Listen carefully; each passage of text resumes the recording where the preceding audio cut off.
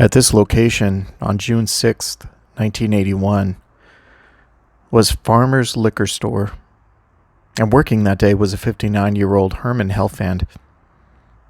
Herman worked part-time only on Saturdays, and he'd been doing so for about 3 years. He had already had a regular full-time job. He was a father, a husband, and a World War II veteran.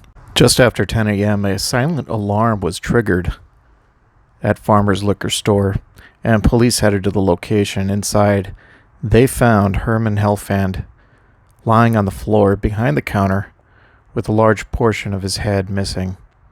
He clinged to life, but died moments after their arrival. An investigation determined it was a robbery, and $158 was taken. Herman Helfand had been shot in the temple from a distance of about 3 feet with a sawed-off shotgun.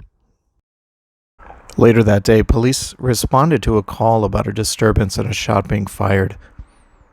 At the scene, they would arrest a man named Roger Lynn Smith, who was 21. He was arrested for possession of a prohibited weapon. Police dropped the charge when they discovered that Smith was wanted for military desertion pending a return to military authorities. However, a few days later, a silent witness tip came in linking Smith to the robbery and murder of Herman Helfand, and police realized that they had the murder weapon. Smith confessed to the robbery but said the shooting was accidental, with the shotgun going off while he reached for the money.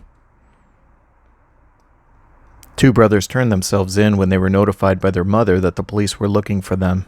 Alfredo Vasquez Abila, age 24, and his brother Antonio, age 19, told police that Smith was hitchhiking from Tucson and they picked him up in Gila Bend. He showed them the sawed-off shotgun, and they conspired to rob a liquor store.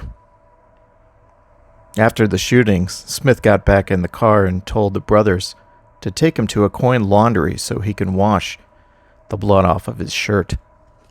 During the trial, a man Smith had shared a cell with for about a week testified that Smith told him that he walked into the liquor store, walked up to Helfand, raised the shotgun to his head and pulled the trigger. He then took the money, a bottle of whiskey, and he left.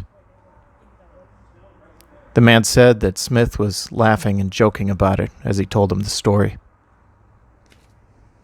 Alfredo and Antonio Vasquez Abila pled no contest and were sentenced to 7 years in prison.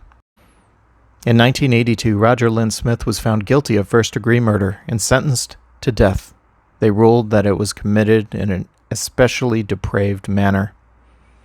However, the Supreme Court ordered him to be resentenced after ruling he had been denied effective assistance of counsel. His resentence would also result in a death sentence. According to the Arizona Prison Database, in 1992 that was changed to 25 to life. He would remain in prison until his death on January 15th of 2020. I'm not sure why his sentence was changed, and I don't know what his cause of death was. I could not find any information on either. Herman Helfand was 59 years old when he was viciously murdered. He had served his country, he worked for the State Highway Department, and formerly an independent distributor of restaurant pies. He was described as a hard worker, a good clerk, and a fine gentleman who worked at the store because he enjoyed working with people.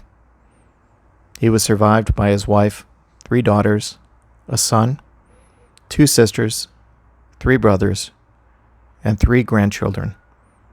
He is buried at Beth Israel Cemetery in Phoenix.